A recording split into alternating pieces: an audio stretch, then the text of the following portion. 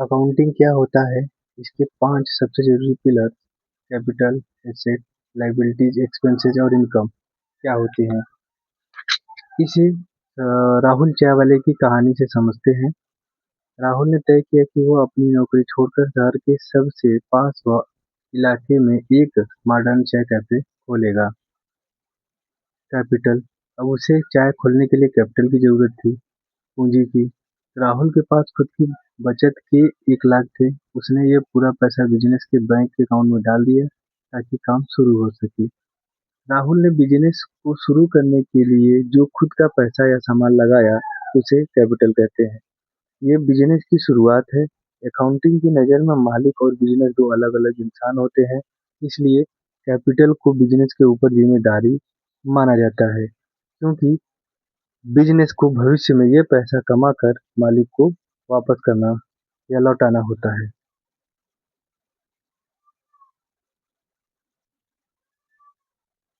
Asset, संपत्ति। अब सिर्फ पैसे से तो चाय नहीं बनेगी। राहुल ने उस 1 लाख में से 40,000 खर्च करके एक शानदार काउंटर, एलपीजी गैस चूल्हा, एक फ्रिज, कुछ कुर्सियां और एक बढ़िया टी मेकर मशीन खरीदी। ये सब चीजें, फर्नीचर, मशीन, फ्रिज, अब राहुल की कैफे की एसेट्स हैं। इसके अलावा जो कैश उसके गल्ले में या बैंक में बचा है, वो भी एसेट है। एसेट बिजनेस के वो हथियार या साधन है जिनका इस्तेमाल करके बिजनेस पैसा कमाता है। इनके बिना बिजनेस चलाना असंभव है। ये लंबे समय तक बिजनेस के पास रहते हैं। लायबिलिटी, दायित्व, कर्ज। अब राहुल को अपनी दुकान को और सुंदर बनाना था, जिसके लिए उसने 50,000 की और जरूरत थी। इसके उसके पास पैसे खत्म हो चुके थे। उसने अपने दोस्त अमित से 50,000 उधार लिए और वादा किया कि 6 महीने में लौटा देगा। 50,000 जो राहुल को अमित को वापस करने हैं, बिजनेस की लायबिलिटी है। यह पैसा जो बिजनेस को बाहरी लोगों को चुकाना होता है, यह बिजनेस के ऊपर एक बोझ या जिम्मेदारी की तरह है, जिसे भविष्य में चुकाना ही पड़ेगा। एक्सपेंसेस, खर्चे। दुकान चालू हो गई।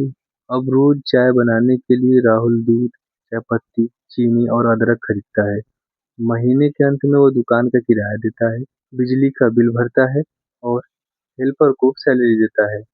दूध, चीनी का पैसा, दुकान का किराया, बिजली का बिल और सैलरी, ये सब बिजनेस के एक्सपेंसेस, खर्चे हैं। खर्चे वो पैसे होते हैं जो बिजनेस को रोज चलाने के लिए फूकने पड़ते हैं। एसेट जहाँ लंबे समय तक साथ देते हैं, वहीं एक्सपेंसेस का फायदा तुरंत खत्म हो जाता है।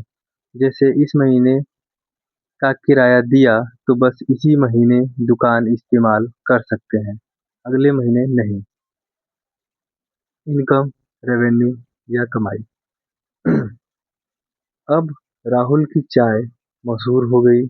लोग आते हैं, कुर्सियों पर बैठते हैं, चाय समोसा खाते हैं और पैसे देकर जाते हैं। महीने के अंत में राहुल ने चाय बेचकर कुल 80,000 इकट्ठे किए। ग्राहकों से चाय बेचकर आया ये 80,000 राहुल के बिजनेस का इनकम है।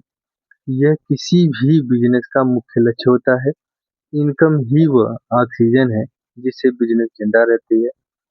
इसी कमाई में से सारे खर्चे घटाए जाते हैं और जो बचता है वह मालिक का असली मुनाफा होता है।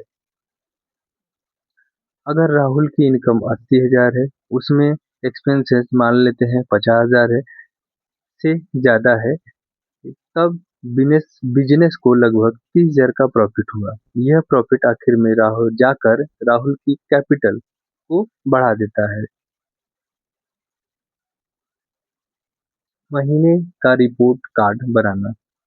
अब महीना खत्म हो गया। राहुल अपनी डायरी के डब्बों को देखकर एक फाइनल रिपोर्ट तैयार करता है, जिसे हम फाइनेंशियल स्टेटमेंट कहते हैं। वह दो मुख्य सवाल खुद से पूछता है। पहला सवाल, मैंने इस महीने कितना कमाया या गवाया?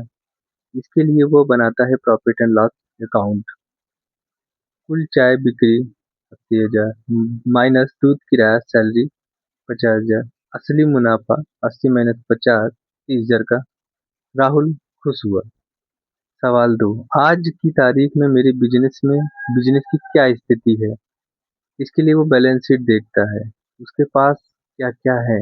Asset, machine, furniture, cash 1,20,000। मुझे अमित को कितना देना है? 50,000। मेरे पास खुद का कितना लगा? 70,000। कहानी का निचोड़। राहुल के लिए अकाउंटिंग का मतलब यह जानना है कि 1 लाख उसने अपनी जेब से लगाए थे, वो आगे बढ़कर इतने हुए। अमित का कर्ज समय पर चुका पाएंगे या नहीं, और अगले महीने दुकान का किराया देने के लिए गले में कैश बचेगा या नहीं बचेगा। बिना अकाउंटिंग के राहुल का कैफे एक अंधा कुआं है, और अकाउंटिंग के साथ राहुल एक कैफे एक बढ़िया प्लान बिजनेस है। अगर राहुल सिर्फ चाय बनाता रहे और कुछ भी हिसाब न रखे तो उसे कभी पता नहीं चलेगा कि उसका बिजनेस आगे बढ़ रहा है या डूब रहा है। इसलिए राहुल अपने कैफे में जो कुछ भी करता है उसे सलीके से नोट करना ही अकाउंटिंग है।